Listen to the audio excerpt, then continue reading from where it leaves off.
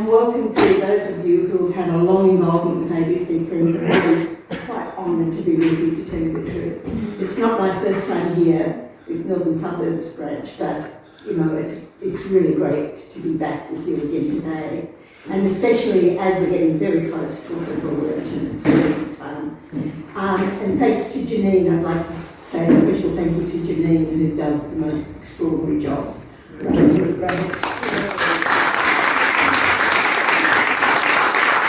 Happy birthday, Elvis. I'm so impressed. That's wonderful. So this is actually my third election supporting the ABC. The first was in 2019, and I hadn't been very long with the New South Wales branch. I think I got involved quite late in 2018, and I could see there was a campaign coming up, and so I said, I want to be involved. And then the second was in 2022 as the New South Wales president, and then straight after that election, the national president, Margaret Reynolds, said, well, I've had enough. And which is understandable after an election. And so I'm now in this role. And I remember what was happening in 2022 because we were just emerging from COVID. It was sort of still around. And it was such a strange time for all of us. And the other thing I do recall is that really critical role that the ABC played at that time with schools and with all of us who were desperate for information. I mean, no one will ever forget Norman Swan's magnificent podcasts that we grew to, we all hung out for and listened to, and people right around the world were following what Norman was doing. But I'm just going back a little way, and back in 2019, as a comparative newcomer to ABC Friends, I was shocked when I realised how deeply it had been cut. I had been living out of the country during the heaviest cuts. I literally was not living in Australia for the whole of the period that Tony Abbott was the Prime Minister. And, my sights were sort of, I was watching elsewhere and not watching so much what was happening in Australia. And so I got involved with ABC Friends. I started to try to look at election material, and I really was dismayed to see what had happened, and I thought, this has crept up on people. We haven't really understood just how serious the cuts were. Janine, could you do the next slide, please?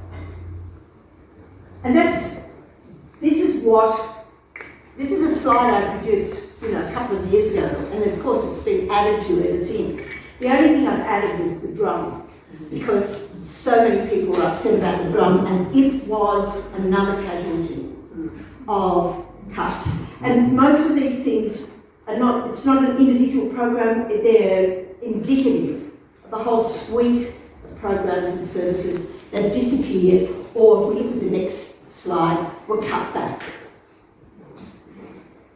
So, they're there, but they're not there nearly as they were. And there are some that, I guess we care about more than others, but it's just a reminder.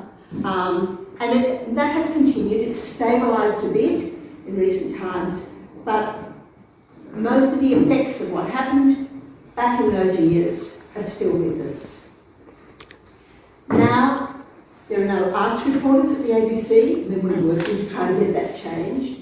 There's much less sports coverage. There are many more repeats and many more imports. Many senior journalists have left, leaving a terrible hole in the depth of the ABC's news and current affairs and analysis, and also leaving a gap because it was those senior journalists who would mentor young journalists coming through. And it's not possible for them to get the same kind of support. I mean, the ABC, as I recall, back some time ago, was a fantastic training institution for new young producers and journalists and content creators. And so much of that has gone. Nevertheless, the ABC did soldier on through all the cuts. It managing to do a lot more with a lot less. And nowadays it does a lot more because it's active on just about every major platform you can think of. TikTok, YouTube, and other social media platforms. it's everywhere, and its journalists are really extraordinary because you'll find them reporting to local radio, you know, to national. You'll hear them all over the place, and of course it's producing podcasts and so on. So it is doing a lot more with a lot less, but inevitably the cracks started to show. And I think that they became more apparent in the last 3 years as the accumulated effect of what had happened previously became apparent. And that's why I keep emphasising the need for the ABC to be properly funded. I'm not one of these people who says, oh, we want the money because we once had it, or not we, but, you know, or I'm acutely aware not only of what's been lost, but also what the ABC could and should be able to do if it were properly funded. The ABC was cut from the mid-90s onwards. I mean, it's gone through troughs and, you know, little peaks and so on. But the cuts were most severe between 2014 and 2021, when there was a 13.7% decrease in the ABC's operational funding. And that, as Kim Williams has said, comes to around $150 million a year. That's a lot of money, that's a lot of programs. Yes, and here you can see it here. This comes from Michael Ward, who's with ABC Alumni, and he's been doing a PhD in this area. And you can just see, you know, slowly what happened. This is not the funding cuts. This is what happened to what we call non-news and current affairs program. It's original content. It's drama, you know, arts, programming, comedy, whatever. It just dropped and dropped and dropped. And on the main channel now, the ABC, it's down by about 40% of what it was. Just imagine what the ABC could do if it were better funded. It could offer more children's programming. The ABC is now the only network that offers Aussie programs for Aussie kids. It could offer more original drama. It does great, but one, you know, nothing like what it could do. More documentaries, more investigative journalism, and my bugbear, more international news and current affairs. Now, just for an example, I was watching Four Corners the other night. It was a great Four Corners about China as Xi. But it wasn't produced by the ABC. You'll often find, you'll watch Four Corners, and if you look, you think, that's not actually an ABC program. The ABC has to buy a lot of those programs in. Once upon a time, the ABC was there on the spot. I saw one a few months ago about the Philippines and China.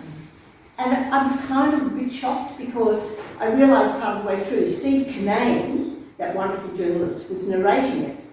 But, you know, there's a point when you say he's not interviewing anyone. There's no exchange. And you realise, in fact, he was narrating over a program produced by someone else.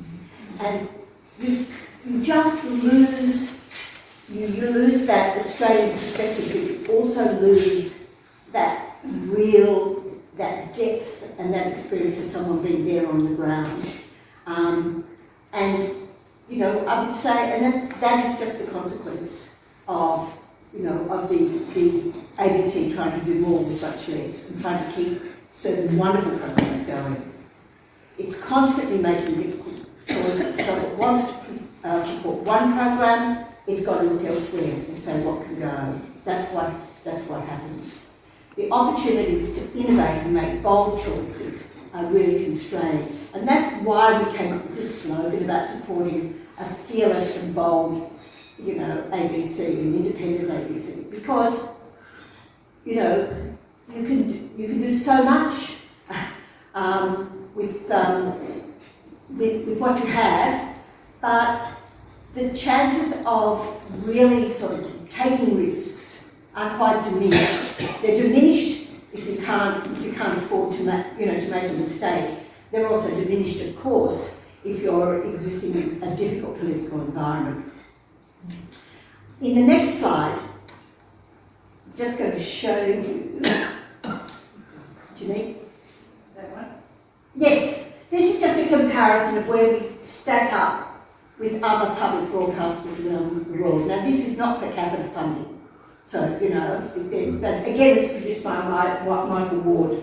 But you can see, you know, we're not really, I mean, we should be performing at least as well as the Netherlands or Switzerland or, you know, some of those countries, one would say. That's a combination of the ABC and SBS. And in fact, if the ABC is compared with, or public broadcasting in Australia is compared with a comparable set of OECD countries, we come out of Australia investing about 40% less. There is a misconception that Labor has solved the ABC's funding problem, but that's not quite the case.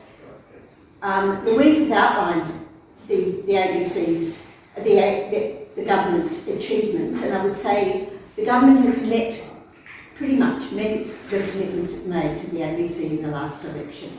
And so we've been very pleased about that. I'm not going to go through the measures because we've already heard them. But what I would say is that while that is fantastic, it's not enough. And that's why we're trying to put the pressure on. We are very pleased that the ABC's been given greater stability. We're very pleased that its independence has been bolstered, and that with 5-year funding it can plan more effectively, far more effectively, and also 5-year funding, we hoped when we presented this policy option a few years ago that it would help remove the ABC from the sort of electoral cycle somewhat. But I don't really think it can meet its obligation as our national broadcaster if it can't produce a lot more original Australian content and if its news division continues to be stretched. So, just one next slide, thank you. So that's, some comments about, the sort of framework in which we're looking at some of the issues in this election. We actually have a 6-point election platform, and I'm not going to go through all of it with you, but I will point this one out. This comes from our campaign website, and I'll put up the link later, but you can also see it in the little, I haven't got it here, but our small flyer. Oops, sorry. There's a link in the flyer if you want to have a look at it. There's the link down there. So we're drawing attention to emergency services. And we're actually sort of gone a little bit bold, and we're calling for a dedicated fund for the ABC's emergency service, because this really is a lifeline for Australians during times of crisis. We hear those stories again and again and again. Most recently, of course, that was in Cyclone Alfred. Not only did the ABC send teams of reporters up to various of the locations that were affected by the cyclone, and so all of us were getting the news about what was happening. It also, of course, operated its emergency service, so people in affected areas were able to be alert to any dangers. And it really is that sort of trusted service that people rely on. And I'm going to draw attention to another program I saw this week, which was Foreign Correspondent on Tuesday night. And I don't know if it struck you, but it certainly struck me that there was one community, particularly that the correspondent visited, where they found out, they got their alerts from a local member of the community who was keeping an eye on what was going on. Now, I know that in some parts of the state, they were getting alerts through public services, but that wasn't happening there. Just imagine. We are so lucky to have this service in Australia. There were people on that program who were saying they would not have escaped if they hadn't got that alert. But the need, and I don't think I would be surprising you at all when I say that the need for the ABC's emergency service is greater than it's ever been. Back in around 2017-18, the ABC handled around 251 emergencies. In the last financial year, it was around 659. So that's almost triple. And that number continues to rise. But the ABC's emergency service is funded via the ABC's operating grant. And the operating, as the number of services has skyrocketed. The operating grant has, well, until a couple of years gone down, and now it's stable, but it has not kept up with the demand.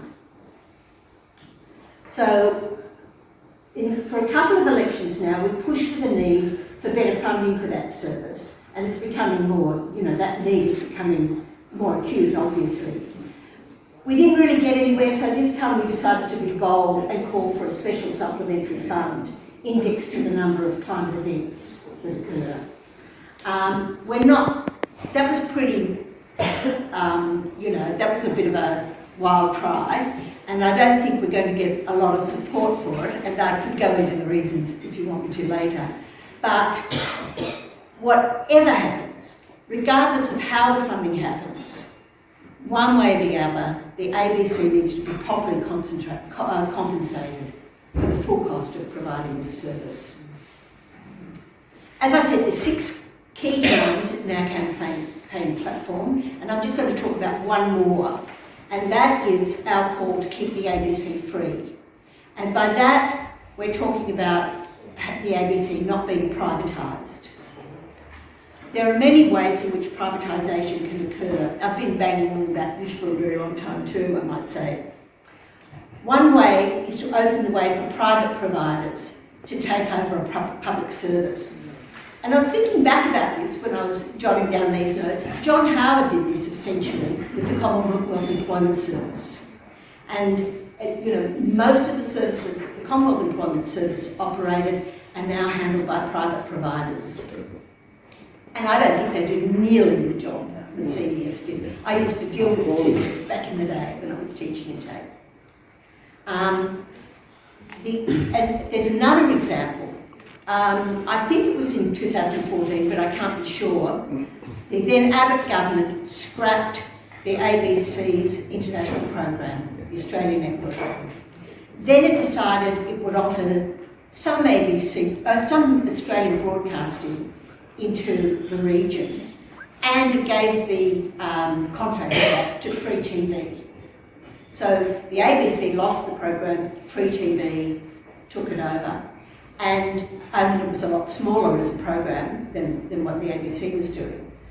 So what people were getting was Australian soapies and that sort of thing. That is really not very good at all, I would say. It was a really inferior service, and it's not offered now. Since Labor came to power, they introduced 32 million over 4 years to reinstate the program. It's a lot smaller than it was, but you would be astonished to see what the ABC is now doing with that money.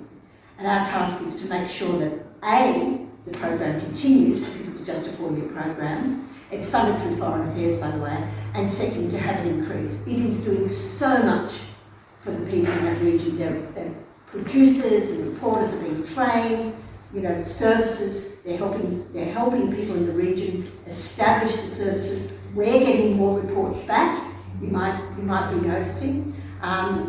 It's a brilliant program. I can't go into all of it, and what the ABC has been able to do with a comparatively small amount of money is really worth looking at. And you can see it if you, I should have given you the link, but you can see it. But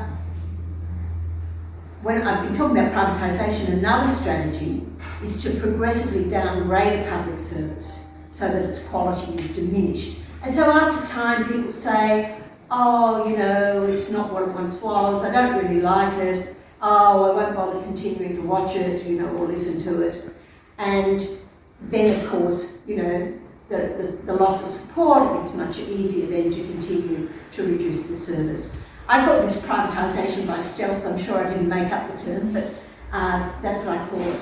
The first starve an organisation of funds, then hand over some of its functions to other organisations, and then perhaps introduce advertising or subscriptions. And that's what we're on about when we're saying keep the ABC free. The ABC doesn't have to be sold off to become ineffective. It merely has to be downgraded and rendered increasingly irrelevant. Job done. With that in mind, we asked each of the major parties to commit to keeping the ABC free, with no ads no subscriptions, and no downgrading of services. And all three parties, Labor, the Greens and the Coalition, responded and said that they were unequivocally opposed to privatisation. So that's a good thing. I'm pleased about that. Very pleased. But a statement of principle isn't enough. This election, as has already been mentioned, Peter Dutton has talked about the need for yet another efficiency review of the ABC, another, inquiry. He's implied that there's a lot of waste at the ABC, an implication that I strongly reject. And he's refused to rule out cuts, saying, and hiding behind words like waste or excellence, and not answering the question when he's asked what they are. I have written to Mr Dutton asking for his assurance that the Coalition will not cut funding to the ABC if it's elected on the 3rd of May.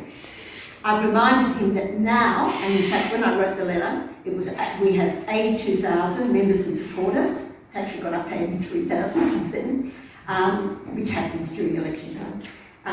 And that those people love the ABC and would be dismayed or even distraught if it were to suffer more cuts like those that occurred in the last decade. That was really a terrible time. I told him on my letter that I thought it was reasonable to assume that the Coalition might make cuts given its past record. And I also noted that the ABC has been subjected to 16 efficiency reviews since 2001, and that none of those reviews had found significant waste at the ABC. And in fact, many of them said, what a great job the ABC is doing. I asked for an immediate clarification of his intentions and told him we will advise our members and supporters of his response and share it with voters during this campaign. So you'll be hearing from me. I'll be reporting back. This election is being conducted at an extraordinary moment in world history. We've seen some pretty wild times, but I don't know that we've seen anything quite as wild as this.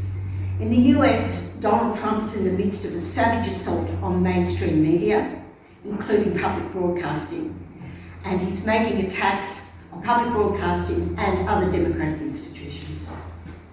I've watched with horror as he's dismantled institutions like the 18-year-old Voice of America. That's part of a network of public broadcasters. We might find it hard to imagine that this could possibly happen in Australia, but I'm not sanguine. I don't think we can afford to be. In this age of misinformation and political manipulation, where truth is constantly assailed and trust in the media has been undermined, we need a strong public broadcaster more than at any other time in our history. But once again, there are threats that the ABC could come under attack. We're right to be concerned for its long-term survival. There aren't many organisations like ours, like ABC Friends, that are dedicated to supporting, one or more public institutions. I mean, I've worked in the union movement, and of course we fought very hard for TAFE, but I was part of that system. An organisation like ours is really quite unusual, I think. And I do know that the ABC welcomes the support we give them. In fact, they've said to me at times, in their darkest times, they were so glad that ABC Friends was there supporting them. One thing we can do, especially now at election time, is campaign within our resources. An election is a rare opportunity to make our voice heard, especially by those in power or by those who want to be in power. So I really hope that if you can make a commitment, no matter how small, to supporting our campaign. We're doing a lot of work on social media, and we're doing as much as we can on the ground. Maybe you could distribute flyers to tell voters about the issues. We have plenty of flyers. Or if we're really lucky, you might say, well, I could turn up to a polling booth, especially during pre-polling. And then tell voters where the candidates in your electorate stand. I mean, we're particularly keen to do some campaign work in Bennelong. I do urge you, if you possibly can, I know it's difficult, but if you possibly can, to get involved, because ABC Friends need you, and so does the ABC. Thank you.